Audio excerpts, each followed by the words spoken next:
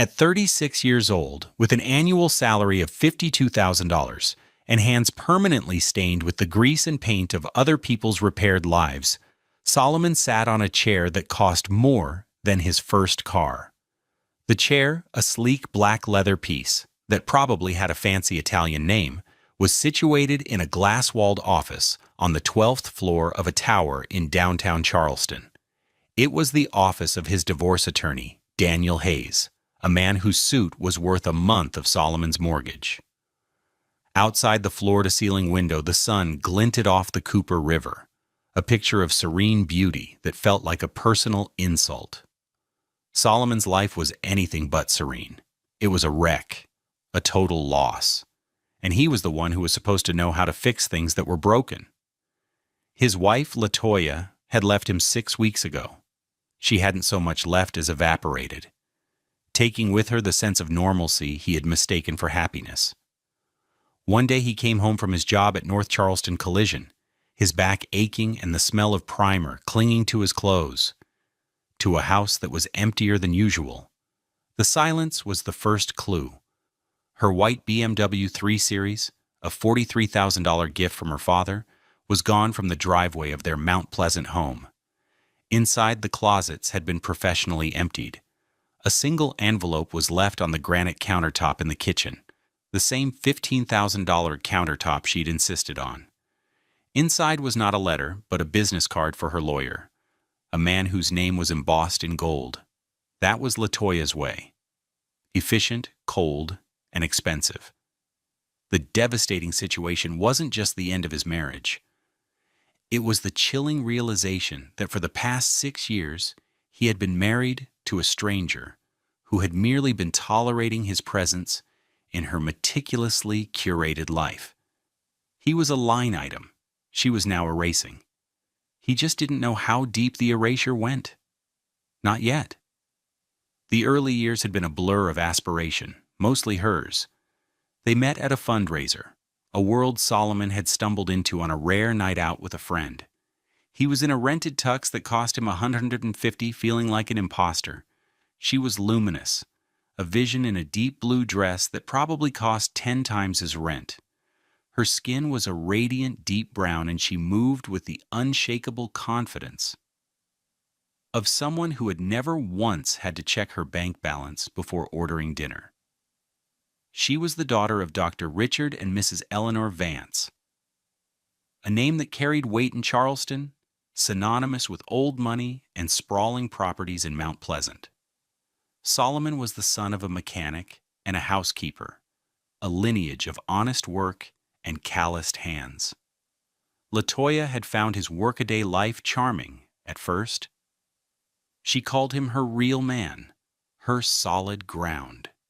He'd believed her. He sold his small bachelor house in North Charleston for a modest $40,000 profit and poured every penny of it, his entire life's savings, into the down payment on their home in Mount Pleasant. It was a house she picked, of course, a $750,000 new build with white columns and a perfectly manicured lawn that a service tended to for $400 a month. He felt like he was living on a movie set. Their domestic life was a series of dollar-tagged tableaus. Sunday mornings were spent reading the paper in a living room furnished with a $12,000 sectional from Restoration Hardware, a piece of furniture so vast and white he was terrified to sit on it after a day at the shop. He'd come home, carefully taking off his $89 Red Wing boots on the back porch, and slip into the life she'd designed. He would cook because he was good at it, and it made him feel useful. He'd make the simple, hearty meals his mother taught him: gumbo, red rice, shrimp, and grits, in a kitchen equipped with a $9,000 Wolf gas range that LaToya had used exactly once to boil water for tea. "Oh, sweetie, it smells so rustic," she'd say, wrinkling her nose slightly as she walked in, wearing a $400 silk robe. She would pick at the food, pushing it around her plate while scrolling through her phone, her thumb flicking past images of lives even more glamorous than her own. He'd eat alone in spirit, the clink of his fork Against the 200 per setting china, the only sound he made. He tried to bring his world into hers. He bought a beautiful, sturdy oak table for the back patio, envisioning Sunday dinners like the ones he grew up with. His family wasn't large, just his two younger sisters, Pearl and Nadira, and their mother before she got sick. Those dinners were the bedrock of his childhood, loud, joyful affairs where love was measured in second helpings. He paid $800 for that table, a significant expense for him, and spent a whole weekend sanding and staining it himself. "It's perfect for when my sisters visit," he told LaToya, beaming with pride. She looked at the table from the doorway, a flute of $90 champagne in her hand. "It's very sturdy, honey. But do we really want to encourage them to just drop by? My parents are having a garden party next month. We can't have that thing cluttering up the view." The patio table was moved to a forgotten corner of the yard, where it gathered pollen and became a home for spiders, his family. That was the slow, grinding ache at the center of their marriage. In the beginning, he made excuses for them. "They're busy, Solly," LaToya would say, her voice smooth as butter. "Pearl is a teacher. Nadira has those two little ones. It's hard for them to get over the bridge." It was a 7-mile bridge, he'd call them, and the calls would go straight to voicemail. He'd leave messages filled with a growing, desperate cheerfulness. "Hey, Pearl, it's Solly, just calling to say hi. Hope everything's okay? Give me a call back when you get a chance," he'd text. "Nadira, saw your pictures on social media. The girls are getting so big. Let's get together soon." The blue bubble of his sent message would sit there, followed by the crushing stillness of no reply. Days, then weeks, would pass. LaToya would watch him, a flicker of something unreadable in her eyes. "See, I told you, they have their own lives. People grow apart, Solomon. It's natural. You have a new family now. Me, my parents." Her family was an impenetrable fortress of wealth and social obligation. Dinners at their compound, a $2.5 million estate on the waterfront, were stiff, formal affairs.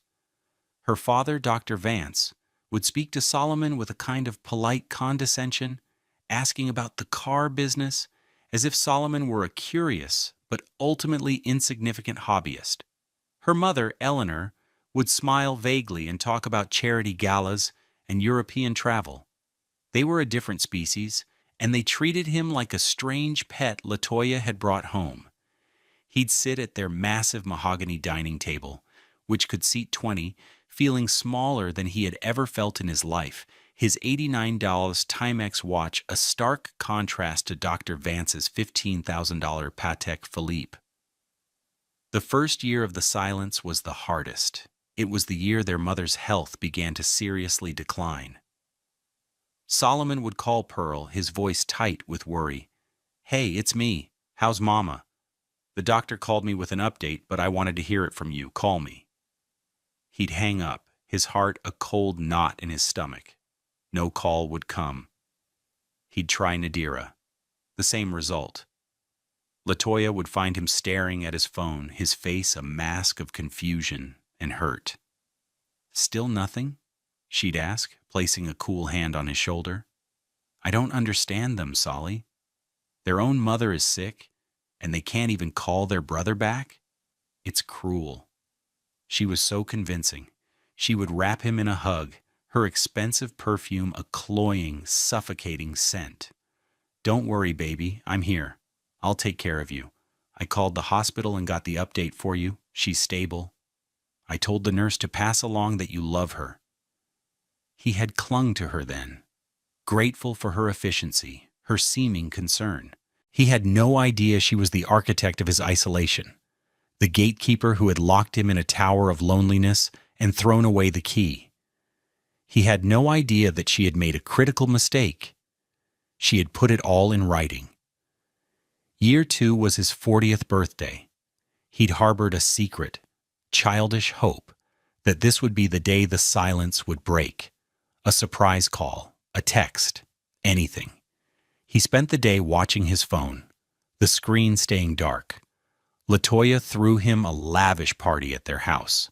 Her friends, all dressed in designer clothes that cost more than his monthly paycheck, milled around the pool, drinking cocktails made by a hired bartender who was billing them at $200 per hour. They talked about stock portfolios and summering in the Hamptons. Solomon stood by the grill, flipping burgers, feeling like the hired help. "Isn't this amazing, darling?" LaToya had slurred, her arm draped around his neck. She was wearing a $2,400 Burberry dress. "All these people here for you." He looked out at the sea of smiling strangers and had never felt more alone. Later that night, after everyone had gone, he checked his phone one last time. Nothing. He laid in their king-sized bed next to his sleeping wife and cried silently. Year 3 was the Christmas he finally gave up. LaToya had insisted they spend the entire holiday season with her family. "It's just easier, Solly. My mother has everything planned. The brunch, the caroling, the gift exchange. It's all set." He had weakly suggested maybe they could drive to see his sisters on Christmas Eve. And do what? Sit in Nadira's cramped little apartment with screaming kids? No, thank you. Besides, you tried calling them, right? Did they answer? He had. They hadn't. He agreed, his voice hollow. On Christmas morning, he watched LaToya's family exchange gifts worth tens of thousands of dollars. A Rolex for her brother, a diamond tennis bracelet for her mother, a new set of custom golf clubs for her father. LaToya gave him a $200 watch. It was beautiful, but it felt like a payment, not a gift. He thought of the simple, hand-knitted scarves his mother used to give him, the silly gag gifts from his sisters. His heart ached with a grief so profound it felt like a physical illness. Year 4 was the year his mother died. The call came from the hospital at 3:17 a.m. He was a wreck, stumbling through the dark, trying to process the words. She was gone. His first instinct was to call Pearl, then Nadira. He needed his sisters. He found LaToya in the kitchen, already dressed, on the phone. "Yes, I understand," she was saying, her voice crisp and efficient. "Thank you for letting us know." She hung up and turned to him, her face a mask of sympathy. "I'm so sorry, baby." She held him as he sobbed. After a few minutes, he pulled away, wiping his eyes. "I have to call Pearl and Nadira." "I already tried," she said, her voice soft. "Both their phones went straight to voicemail. I left messages for both of them. They must have their phones on silent. I'll keep trying." She was so calm, so in control. He leaned on her, letting her make the arrangements, letting her handle the details. He was too shattered to do anything else. His sisters didn't come to the funeral. He stood by the graveside, a solitary figure between the imposing Vances, his grief a spectacle for their friends. People murmured their condolences, their eyes filled with a pity that felt like acid. Poor Solomon. He heard one of LaToya's aunts whisper, "His own sisters didn't even show up. How dreadful." The shame was a physical weight pressing down on him, suffocating him. LaToya held his hand, her grip firm. "I'm here," she whispered. "I'm all the family you need." He believed her. What other choice did he have? He had no idea what was coming. The next 2 years were a gray, featureless landscape of acceptance. He stopped trying to call. He stopped hoping. He poured himself into his work at the body shop, finding solace in the tangible reality of dented fenders and shattered windshields. These were problems he could fix. He could take something broken and make it whole again. His own life, however, felt permanently fractured. The gulf between him and his sisters had become a vast, silent ocean, and he no longer had the strength to even try to cross it. He resigned himself to his life in Mount Pleasant, a well-cared-for piece of furniture in LaToya's perfect house. The divorce proceedings were brutal. LaToya, represented by the lawyer whose card she'd left on the counter, was claiming that Solomon was entitled to nothing. Her argument, presented in a series of condescending legal documents, was that their lifestyle had been funded entirely by the generosity of the Vance family. She argued that the house, the cars, the furniture, all of it was hers. She painted him as a freeloader, a man who had latched onto her wealth. She offered him a one-time payment of $20,000 to walk away and not cause any trouble. It was a fraction of the $40,000 he had put into the house, not to mention the 6 years of his life. Solomon sat in his own lawyer's office, the one on the 12th floor, feeling the familiar weight of humiliation settle over him. His attorney, Daniel Hayes, was a sharp, perceptive black man in his early 40s, with a reputation for being a bulldog in the courtroom. He had listened to Solomon's story patiently, his expression unreadable. "She's lowballing you, Solomon," Daniel said, leaning back in his $4,000 Herman Miller chair. "It's an intimidation tactic. They expect you to take the crumbs and be grateful." "What can I do, Daniel?" Solomon's voice was tired. "It's her family's money. It always has been. Maybe she's right." Daniel leaned forward, his eyes sharp. "No, you were married for 6 years. You contributed. Your labor has value, even if they don't see it. But we need more. There's something else here. You said you're not in contact with your sisters?" Solomon's face tightened. "We're not. We grew apart. After my mother died, they just disappeared." The old shame washed over him. Daniel tapped a pen on his legal pad, a thoughtful look on his face. "Grew apart? Or were pushed apart? You were on a family phone plan with LaToya, right? Verizon?" "Yeah," Solomon said. "She set it all up, said it was cheaper." "I want to subpoena the records for that plan," Daniel said. "All of it. 6 years worth. Call logs, text logs, data usage, everything." "Why?" Solomon asked. "What are you looking for?" "I'm not sure yet," Daniel admitted. "But her entire case is built on this narrative that she's the generous, long-suffering wife, and you're the ungrateful hanger-on. When a story is too perfect, you start looking for the seams. Let's see what the phone records say." He also suggested something else, a long shot. "We'll also subpoena her personal line records from AT&T. It's a fishing expedition, but sometimes you catch a whale." The cost for the forensic analysis and the legal motions was staggering, $4,800. It was almost a tenth of Solomon's entire yearly salary. He had to take a loan against his old 2012 Toyota Camry, the car with 187,000 miles on it that he'd kept in storage just to pay for it. It felt like a foolish gamble, but the quiet intensity in Daniel's eyes gave him a sliver of hope. 3 weeks later, on a rainy Tuesday afternoon at 2:15 p.m., Solomon was back in Daniel's office. A thick 3-ring binder sat on the polished mahogany desk between them. The cover read, "Forensic Analysis, Verizon Wireless Account 924550182. "Are you ready for this?" Daniel asked, his voice gentle. Solomon just nodded, his throat too tight to speak. Daniel opened the binder. The first few pages were technical data, charts and graphs Solomon didn't understand. Then they got to the call logs. Daniel had highlighted certain entries. Solomon's number, LaToya's number, and 2 other numbers, Pearl's and Nadira's. Daniel pointed to a line from 6 years ago. "Here, November 14th. A call from your sister Pearl's number to your phone at 6:47 p.m. Duration, 0 seconds. It was routed directly to voicemail." He turned the page. An hour later, a data log from LaToya's device accessing the account's cloud voicemail portal. And then, nothing.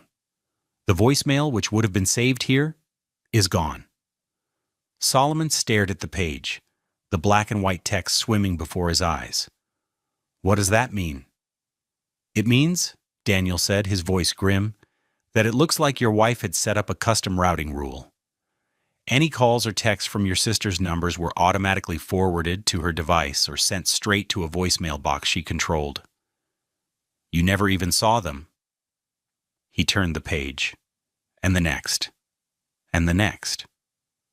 For 6 years, the pattern was the same.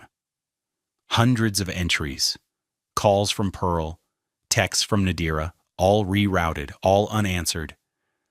Daniel had cross-referenced the dates with Solomon's calendar. Here, Daniel said, his finger landing on a date. Your 40th birthday. See this? A text from Nadira at 9:02 a.m. We haven't recovered the content of the text itself from Verizon, just the log that it was sent and rerouted. And another from Pearl. And a call. Solomon felt the air leave his lungs. All that time he had thought they'd forgotten him. He had sat there, feeling pathetic and alone, while his sisters were trying to reach him. Then came the worst part. Daniel turned to a section labeled Transcribed Voicemails. Recovered from cloud backup. LaToya had been sloppy. While she deleted most of the messages from the main portal, she hadn't known how to erase the deep archive backups that Verizon was legally required to keep. The first one was dated 2 weeks before his mother's death. The transcription was clinical, but the voice in Solomon's head was his mother's, her voice already weak but full of love. "Solly, baby, it's Mama. The doctors are talking, but I just wanted to hear your voice. I love you so much. Don't you worry about me. You just be happy. Call your old mama when you can." A tear escaped his eye and splashed onto the page, smudging the ink. He had never heard that message. LaToya had been with him when he'd checked his phone that day. She'd watched him frown at the screen and say, "Nothing from Mama today." She had said nothing. He read the next one, and the next. Messages from Pearl, her voice frantic in the days after their mother died. "Solly, please, please call me. I got a message from LaToya, but I need to hear from you. We need to do this together. Don't let her keep us apart. I'm so worried. We love you." Messages from Nadira crying. "Solomon, what is going on? We tried to come to the funeral, but LaToya's assistant called and said it was a private family service and that you wanted space. Is that true? Solly, talk to us. We're your family." He felt 6 years of grief, confusion, and shame curdle into something else. A cold, hard, clarifying rage. He looked up at Daniel, his eyes blazing. "There's more," Daniel said, his voice flat. He flipped to the very back of the binder, to the documents from the AT&T subpoena. The whale. It was a single page, a printout of a text message exchange between LaToya and her sister, dated about 3 years ago. Her sister had asked if Solomon's family was coming for Easter. LaToya's reply, time-stamped at 10:13 p.m., was there in stark black and white. "God, no. Why would I want them here? His sisters are just furniture in the room. You just move them to the side and deal with them later. Or better yet, keep them in storage. He doesn't even notice they're gone anymore." Furniture. That was the word that broke him. Not a person, not a brother, not a son. Just a piece of furniture she had moved to the side. He leaned forward and put his head in his hands, not crying, but shaking. The tremors started in his hands and radiated through his whole body. He felt the weight of the last 6 years, the fake smiles, the condescending pats on the back, the lonely holidays, the unheard voicemails from his dying mother. It all coalesced around that one brutal, unspeakably cruel word: furniture. When he finally looked up, the shaking had stopped. His face was a granite mask. The grief was gone, burned away. All that was left was ice. "Okay," Solomon said, his voice a low, steady thing he didn't recognize. "What do we do now?" Daniel Hayes, a man who had seen every kind of marital ugliness, looked at Solomon and saw a man transformed. The victim was gone. A strategist was sitting in his place. Now, Daniel said, a slow, predatory smile spreading across his face, we let her walk right into the trap she set for herself. The following week, Solomon had to meet LaToya. Her lawyer had arranged a four-way meeting at a neutral location, a mediation center in a bland office park in West Ashley. The purpose was to finalize the division of assets before the court date. LaToya's strategy was clear: corner him, make him feel small, and get him to sign away his rights before a judge ever got involved. He knew, and Daniel knew, that this meeting was a performance.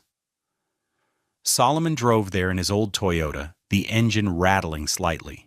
He parked it deliberately next to a shiny new Range Rover, a $90,000 vehicle. He was wearing his work clothes, a clean but still faintly grease-stained Dickies shirt and pants.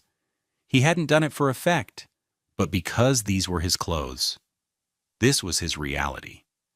He walked into the conference room. It smelled of stale coffee and desperation. LaToya was already there, sitting next to her lawyer, a man with silver hair and a $5,000 suit. LaToya herself looked like she had stepped out of a magazine. She was wearing a cream-colored Chanel suit that he knew cost at least $8,000, and on the table next to her was a $4,500 Hermes Birkin bag. She didn't look at him when he walked in, instead making a show of checking her phone. Daniel gave him a small, almost imperceptible nod, and they sat down opposite them. Solomon, LaToya's lawyer began, his voice smooth and patronizing, we're here to be reasonable. LaToya has been more than generous in her offer. The $20,000 is a gift, really, a way for you to start over. Solomon didn't say a word. He just looked at LaToya. He looked at her face, so familiar and yet so alien, and felt absolutely nothing. The love, the hurt, the confusion, it had all been cauterized. I think we can do better than that, Mark, Daniel said cheerfully, opening his briefcase. LaToya finally looked up, her expression one of extreme boredom. Oh, for heaven's sake, Solomon, can you stop this? What do you think you're going to get, the house? My father paid for this house, everything in it. You brought nothing to this marriage. This was the first lie. He had brought his $40,000. He had brought his labor. He had brought his heart, which she had systematically dismantled. He just sat there, his hands resting on the table, the same hands that could take a crumpled fender and make it smooth as glass. Just sign the papers, she said, her voice dripping with disdain. Go back to your little garage and your little life. This was a fun diversion, but it's over now.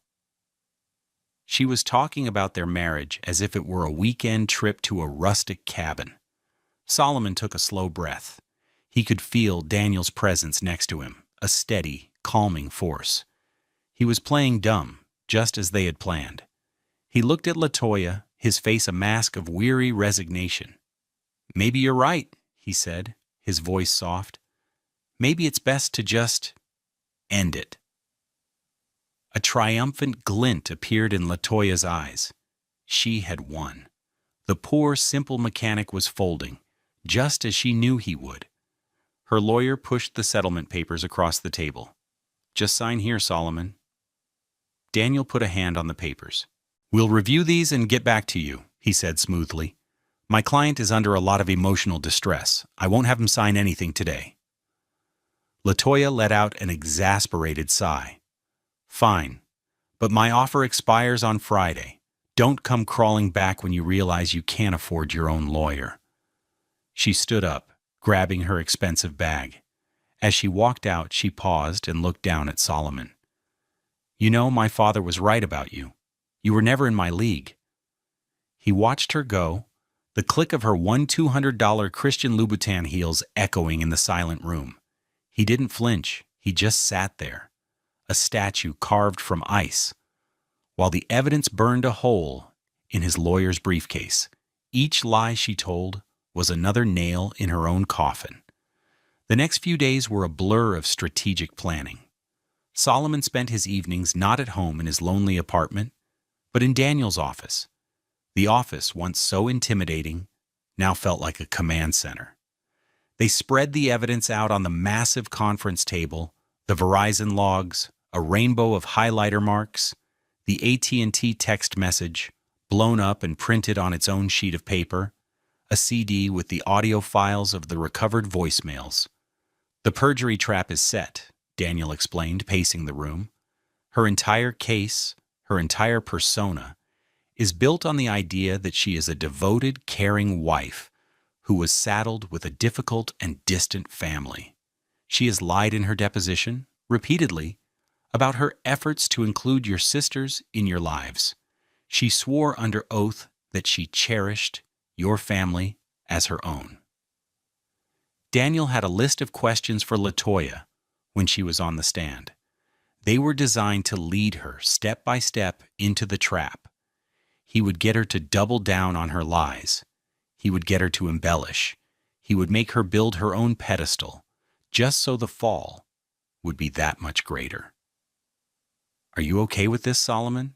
Daniel asked, pausing. "This is going to be public. It's going to be ugly." Solomon looked at the printout of the text message. His sisters are just furniture in the room. He thought of his mother's weak voice, asking him to call.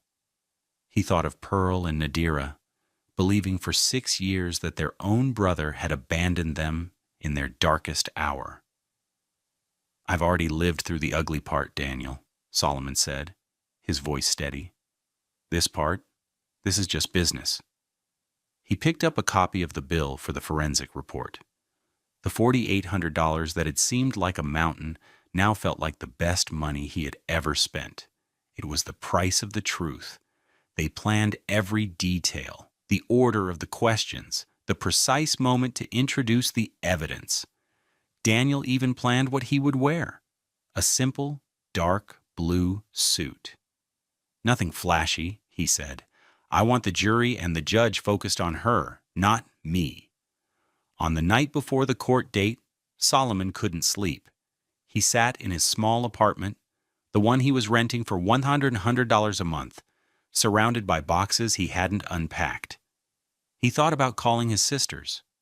Their numbers were right there in the report. He could end this all right now, but Daniel had advised against it.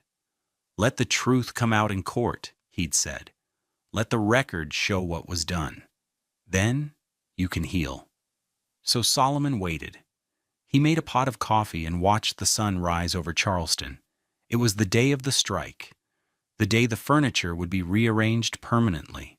The courtroom was cold, both in temperature and atmosphere. It was a sterile, impersonal space of polished wood and muted colors, designed to strip emotion from human conflict and render it down to facts and statutes.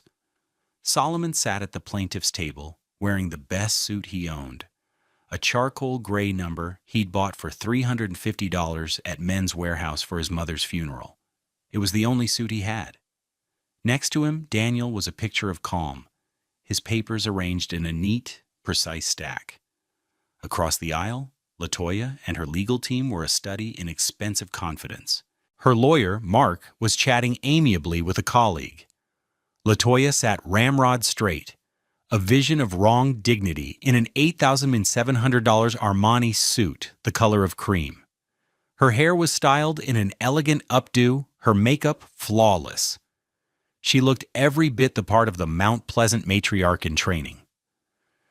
Her parents were in the front row of the gallery, her father looking grim and powerful, her mother looking pained. They were there to provide a silent, intimidating backdrop of wealth and influence. They had no idea they were about to become audience members at their daughter's public immolation. The morning was a tedious crawl of legal procedure. Motions were filed. Arguments were made about asset valuation. LaToya's lawyer painted a picture of a generous, loving wife who had tried her best to elevate her husband, only to be met with ingratitude. Daniel systematically dismantled their financial arguments, but he held his fire on the personal front. He was waiting. Then, after the lunch recess, it was time. "The defense calls LaToya Vance Jones to the stand," Mark announced, LaToya walked to the witness stand with a practiced grace, her heels clicking softly on the floor. She swore the oath, her hand on the Bible, her eyes cast piously upward. "I do." For the next hour, her lawyer led her through a carefully rehearsed performance. She spoke of her love for Solomon, her pain at the dissolution of their marriage. And then he came to the topic of family. "Mrs. Vance Jones," Mark said, his voice dripping with sympathy, "tell the court about your relationship with Solomon's family." LaToya's face arranged itself into an expression of gentle sadness. "I tried so hard," she began, her voice catching slightly. "I really did. I saw how much Solomon loved his sisters and his mother, and I wanted them to be a part of our life.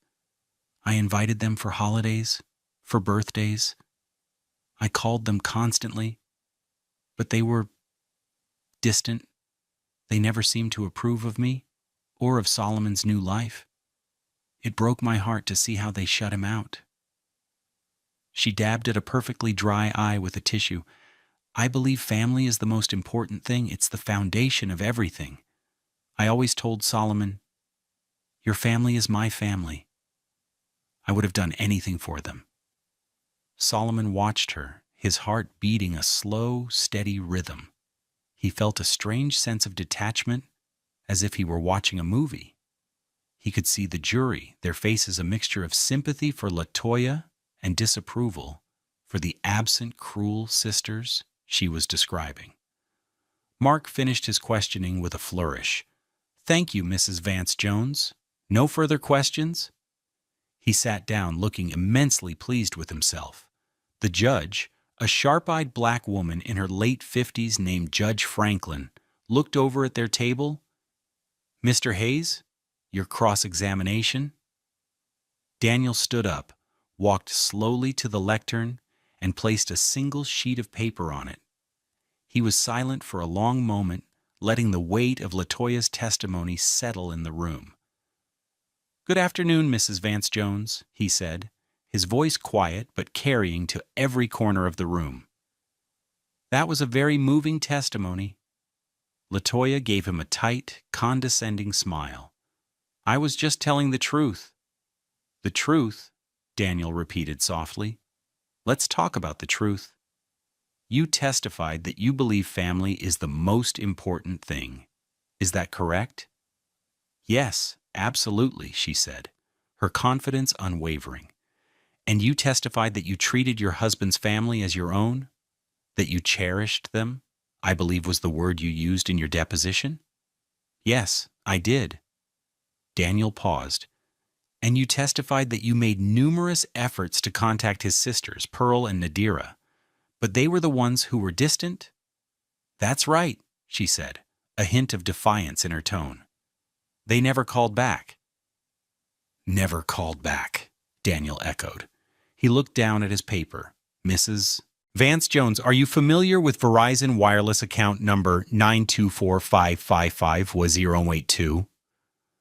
A flicker of uncertainty crossed LaToya's face. "That was our family plan, I believe."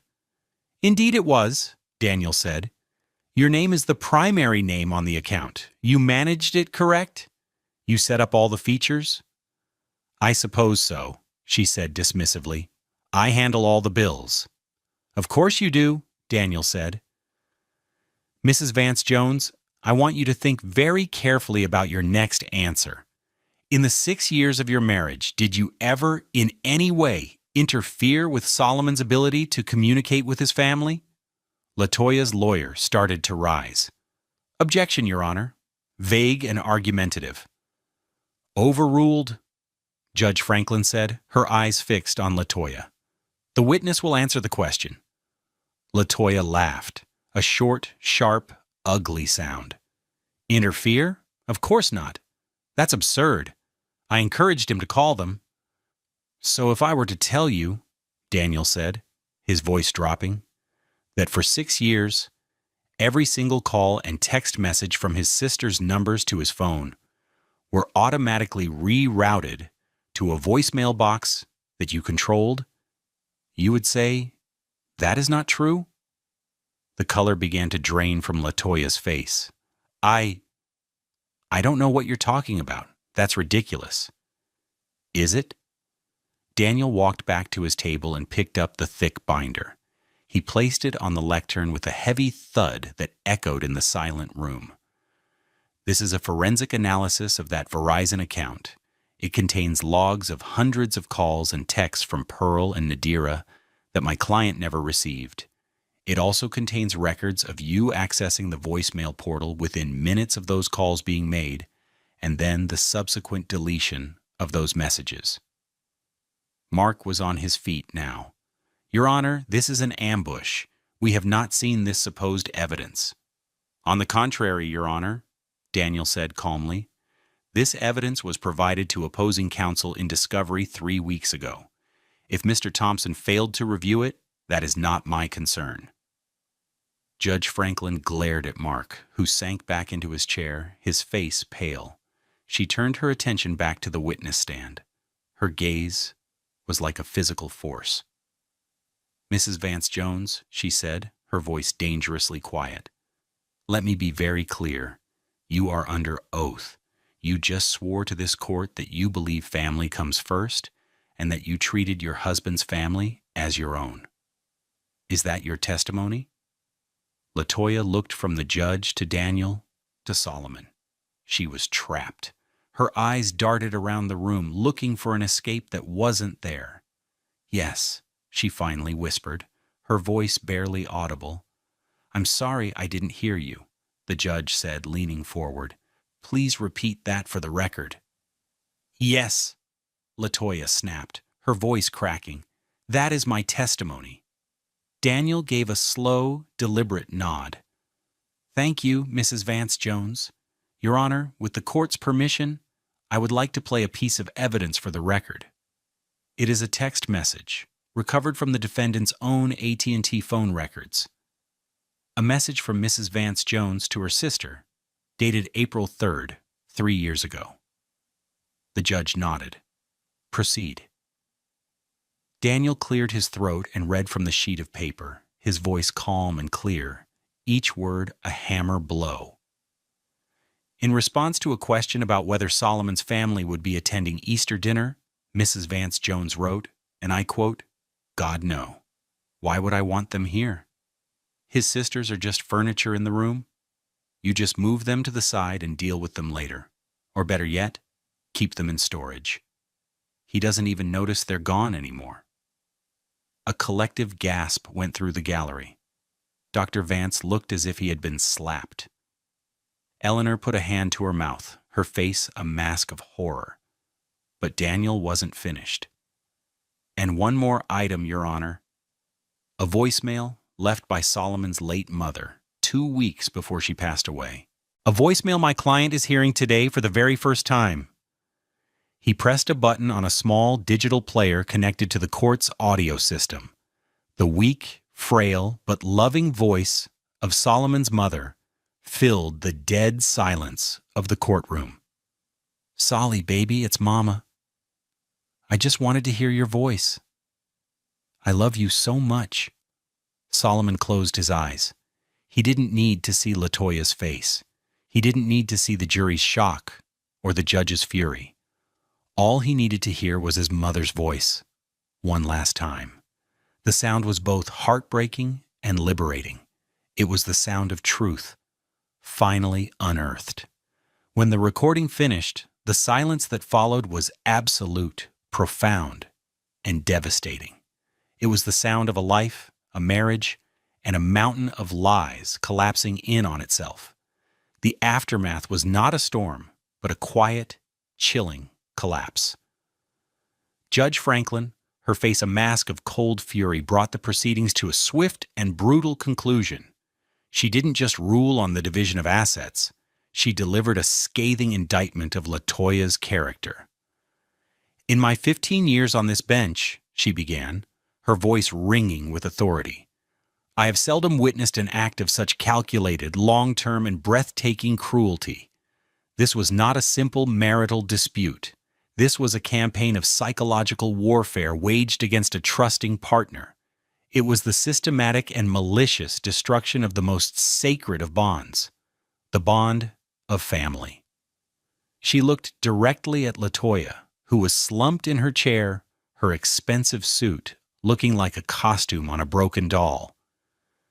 "You did not just lie to your husband, Mrs. Vance Jones. You lied to this court, repeatedly and without remorse. You committed perjury. You used this sacred space to further your campaign of deceit." The consequences cascaded from there, each one enumerated with the cold precision of a legal ledger. First, the division of assets. Judge Franklin declared the pretense of the Vance family's generosity to be a sham designed to defraud Solomon of his marital rights. She awarded Solomon 100% of the equity in the Mount Pleasant house, which amounted to $280,000, citing the need to compensate him for the extreme and egregious emotional distress inflicted upon him. The $750,000 house would have to be sold immediately.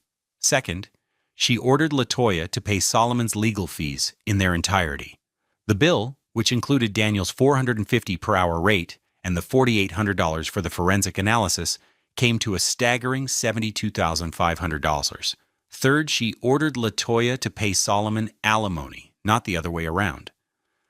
Given the defendant's demonstrated capacity for deception and her potential loss of family support, the judge stated, and given the plaintiff's need to rebuild a life she so thoroughly dismantled, she will pay Mr. Jones $2,000 a month for a period of 36 months, a total of $72,000.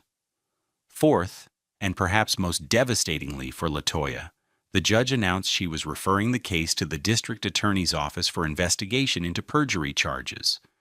The public humiliation was now compounded by the threat of criminal prosecution. Solomon walked out of the courtroom feeling not triumphant, but hollowed out. Vindicated, yes, but also deeply sad for the years he had lost, for the man he had been, who had wanted so badly to believe in the beautiful facade. The consequences for Latoya rippled outward. Her father, a man for whom public image was everything, was mortified. He was seen having a hushed, furious argument with her in the courthouse hallway before turning his back on her and walking away, his wife trailing in his wake. The Vance family name, once a shield, was now tainted by her scandal. The story, juicy and full of schadenfreude, spread like wildfire through the tight-knit social circles of Mount Pleasant. She was no longer invited to the charity galas or the garden parties. Her friends stopped returning her calls. She had become, in a cruel twist of irony, furniture, an inconvenient object to be moved aside and ignored. In the week that followed, Solomon's phone, now his own private line, began to fill with voicemails from Latoya. They were a perfect case study in antagonist collapse. The first was angry, blaming him for ruining her life. The second was pleading, offering him more money to make it all go away. The third was a tearful, rambling apology that was all about her pain and none about his. The fourth was just sobbing. He listened to each one, his expression unchanging. He felt a flicker of pity, not for her, but for the broken person she had become. Then he pressed delete. Each time it felt like sweeping away another piece of the wreckage. Finally, on a quiet Saturday morning, he sat on the edge of his bed holding his phone. His thumb hovered over a contact he hadn't dialed in 6 years.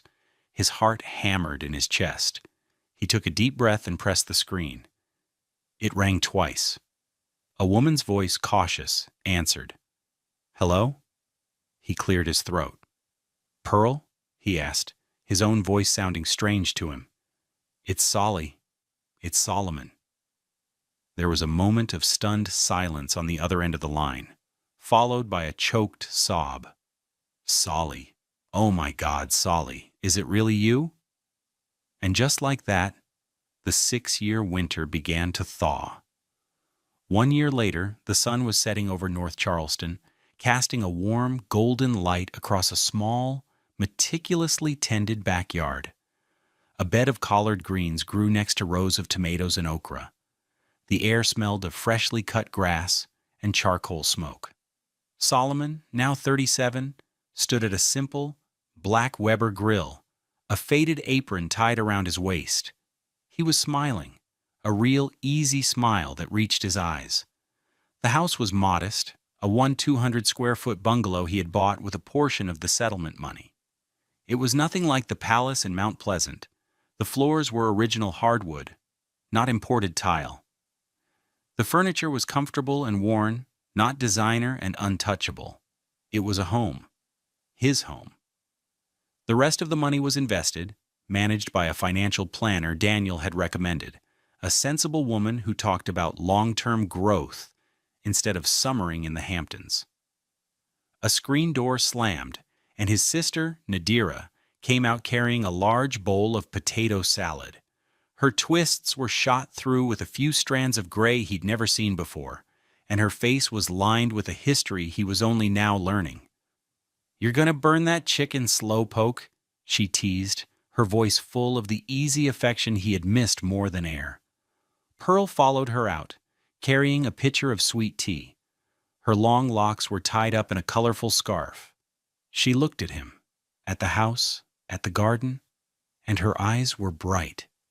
"Mama would have loved this," she said softly. "She would have loved seeing you like this."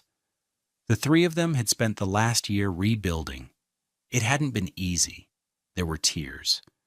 There were long, painful conversations where they pieced together the last 6 years, separating LaToya's lies from their own hurt feelings. They had to learn to trust each other again, to forgive not what they had done to each other, but what had been done to them all. The Sunday dinners, once a painful memory, were now a weekly ritual. Sometimes at his house, sometimes at Nadira's slightly less cramped now apartment, sometimes at Pearl's. They were loud, joyful, and full of love. Nadira's youngest, a bright-eyed 7-year-old named Maya, came running out, her hair in 2 neat puffs that bounced as she ran. She was holding a piece of construction paper. "I made this for you, Uncle Solly," she said, her voice a breathless rush of excitement. He wiped his hands on his apron and knelt to her level. He took the drawing.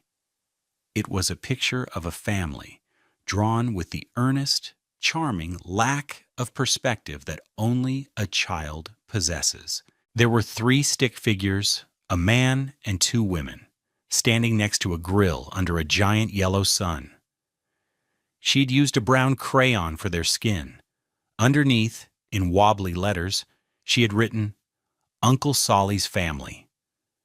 He looked at the drawing, then at his sisters, setting the patio table, the same sturdy oak table he had once built, which he had retrieved from the Mount Pleasant house and lovingly restored.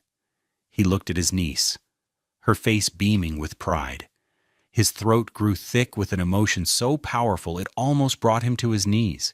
It wasn't grief or rage, it was gratitude. He had learned a hard lesson, one that had been written in court records and forensic reports. He learned that some people treat others like furniture, as objects to be arranged or stored for their own convenience. They build beautiful, empty rooms and call them lives. But true wealth isn't measured in square footage or designer labels. It's not found in the sterile halls of a mansion or the hushed reverence of a courtroom victory. True wealth is the easy laughter of a sister who knows you better than you know yourself. It's the taste of a chicken leg, slightly charred but cooked with love. It's the unconditional, uncomplicated adoration in a child's drawing.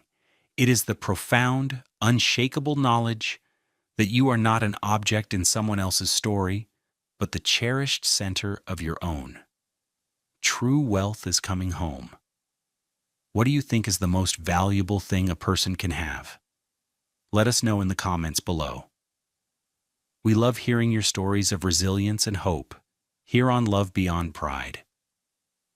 Solomon hugged his niece tightly, the crinkle of the paper pressing against his chest. He looked over her head at his sisters, who were watching him with knowing, loving smiles. The sun had dipped below the horizon, but the backyard was still full of light,